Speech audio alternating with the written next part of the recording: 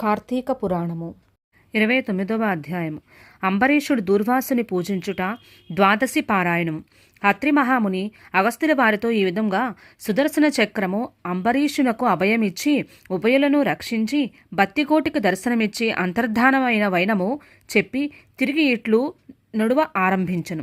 ఆ తరువాత అంబరీషుడు దుర్వాసుని పాదములపై పడి దండ ప్రణాములు ఆచరించి పాదములను కడిగి ఆ కడిగిన నీళ్లను తన శిరస్సుపై చల్లుకొని, ఓ మునిశ్రేష్ఠ, నేను సంసార మార్గమందున్న ఒక సామాన్య గృహస్థుడను. నా శక్తి కొలది నేను శ్రీమన్నారాయణుని సేవింతును. ద్వాదశి వ్రతము చేసుకొనుచు ప్రజలకు ఎట్టి కీడు రాకుండా ధర్మవర్తనుడనై రాజ్యమేలుచున్నాను. నా వలన మీకు సంభవించిన కష్టములకు నన్ను మన్నింపుడు. మీ ఎడల నాకు అమితమైన అనురాగం ఉండుట చేతనే తమకు ఆతిథ్యమివ్వాలని ఆహ్వానించుతని. కాన నా ఆతిథ్యమును స్వీకరించి నన్నును నా వంశమును పావనము చేసి కృతార్థును చేయుడు. మీరు ద్రయార్థ హృదయులు. ప్రథమ కోపముతో నన్ను శపించినను మరలా నా గృహమునకు విచ్చేసితిరి. నేను ధన్యుడినైతని.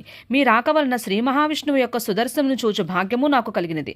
అందులకు నేను మీ ఉపకారమును మరవలేకున్నాను. మహానుభావ, నా మనసంతోషముచే మిమ్మిట్లు స్తుతింపవలేనో నా నోట పలుకు రాకున్నవి. నా కండ్ల వెంటవచ్చు ఆనంద బాష్పములతో తప పాదములు కడుగుచున్నాను. తమకు ఎంత సేవ చేసినను ఇంకా రుణపడి ఉందును. కానా ఓ పుణ్యపురుష, నాకు మరలా నరజన్మ రాకుండా ఉండేటట్లును సదా మీ బోటి మునిశ్రేష్ఠులయందును ఆ శ్రీమన్నారాయణ యందును మనస్సు కలవాడనై ఉండునట్లు నన్ను ఆశీర్వదించమని ప్రార్థించి సహపంక్తి భోజనములకు దయచేయమని ఆహ్వానించును. ఈ విధముగా తన పాదములపై పడి ప్రార్థించుచున్న అంబరీషుణ్ణి ఆశీర్వదించి, రాజా, ఎవరు ఎదుటివారి బాధను నివారణ గావించి ప్రాణములు కాపాడుదురో, ఎవరు శత్రువులకైనను శక్తి కొలది ఉపకారము చేయుదురో అట్టివారు తండ్రితో సమానమని ధర్మశాస్త్రములు తెలియచున్నవి. నీవు కూడా నా ఇష్టుడవు, తండ్రితో సమానముడైనవావు. నేను నీకు నమస్కరించినచో నాకంటే చిన్నవాడగుట వలన నీకు ఆయుక్షీణము కలుగును. అందుచేత నీకు నమస్కరించటలేదు. నీవు కోరిన ఈ స్వల్ప కోరికను తప్పక నెరవేర్చుదును. పవిత్ర ఏకాదశి వ్రతనిష్ఠుడగు నీకు మనస్తాపమును కలుగజేసినందులకు వెంటనే నేను తగిన పాయశ్చిత్తమును అనుభవించుదుని. నాకు సంభవించిన విపత్తును తొలగించుటకు నీవే దిక్కయిదివి.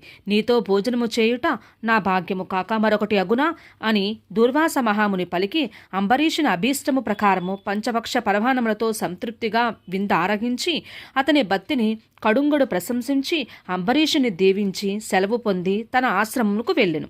ఈ వృత్తాంతమంతయు కార్తీక శుద్ధ ద్వాదశి దినంబున జరిగినది. కాన ఓ అగస్త్య మహాముని, ద్వాదశి వ్రత ప్రభావం ఎంతటి మహత్యము కలదో గ్రహించితివి కదా. ఆ దినమున విష్ణుమూర్తి క్షీరసాగరమందున శేషశయ్యపై ఉండి లేచి ప్రసన్న మనస్కుడై ఉండును. కనుకనే ఆ రోజుకంతటి శ్రేష్టతయు మహిమయూ కలిగినది. ఆ దినమున చేసిన పుణ్యము ఇతర దినములతో పంచదానములు చేసినంత ఫలము పొందును. ఏ మనుజుడు కార్తీక శుద్ధ ఏకాదశి రోజున శుష్కోపవాసం ఉండి పగలెల్లా హరినామ సంకీర్తన చే గడిపి ఆ రాత్రంతియు పురాణము చదువుతూ లేక వింటూ జాగరణ చేసి ఆ మరునాడు అనగా ద్వాదశి నాడు తన శక్తి కొలది శ్రీమన్నారాయణి ప్రీతి కొరకి దానములిచ్చి బ్రాహ్మణులతో కూడి భోజనము చేయునో అట్టి వాని సర్వ పాపములు ఈ వ్రత ప్రభావం వలన పటాపంచలైపోవును. ద్వాదశి దినము శ్రీమన్నారాయణునికి ప్రీతికరమైన దినము కనుక ఆనాడు ద్వాదశి గడియలు తక్కువగా ఉన్నను ఆ గడియలు దాటకుండగానే భుజింపవలెను.